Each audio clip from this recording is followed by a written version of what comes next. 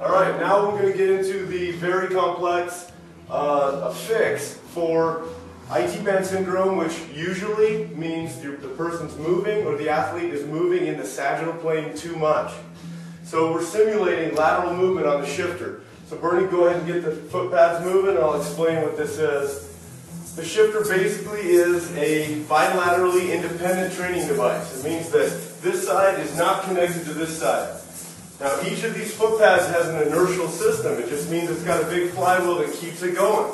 Otherwise he'd just be sitting at the bottom because they're independent of each other. So you can see how when it's set up in this 90-degree scenario, basically he's going back and forth in order to keep the rhythm going. These would stop if he just stood on both. So go ahead and stand on both legs and you'll see they just swing to the bottom. So go ahead and come back into rhythm and get him up over the top. He's working on his timing, he's working on all kinds of stabilizing muscles to figure out how to manipulate his center of gravity and get into this lateral movement. Now, what we have is both foot pads going forward. Looks like this. So I'm going to have him get this one going backwards while keeping this one going forward. Go ahead and do that. See, he stops it and now it's going backwards. This one's still going forward. So if you look, you can see that, go ahead and pretend like you're playing defense in basketball. Actually the other way, there you go. You see how he's simulating running to his left. Now if he reverses the direction on both, go ahead and do that. Perfect, perfect, good. Now this one's forward, this one's backwards, and get into a lineman position like you're playing football. See, he's scooting down the line just like he's moving laterally to his right.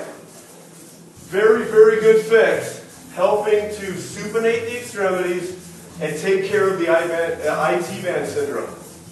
Okay? So now Bernie is in both forward. That means this one's going like this, and this one's going like this. Okay, now we're going to have him go both backwards. And you're going to see, instead of coming down on the outside, now he comes down on the inside and he has to push out, like a skate move. Again, skating is real good for supination. And that's why hockey players never have IT band syndrome. It just doesn't exist in hockey because of this motion. Lateral movement side to side. Now, we're going to move into the top level. The extreme complexity is called impulse training.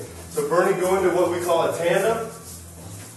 Okay, good. Now you see he's got the impulse. Both of them have to be symmetrical and he has to hit the exact same force production. He has to be dead center in his center of gravity. If he's off to one side, it breaks out. Go ahead and show what that looks like. If you lean this way, they break up. Okay? Now, stay in the middle. Good.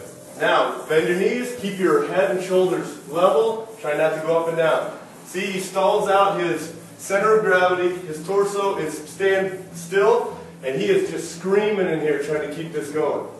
That's the impulse training.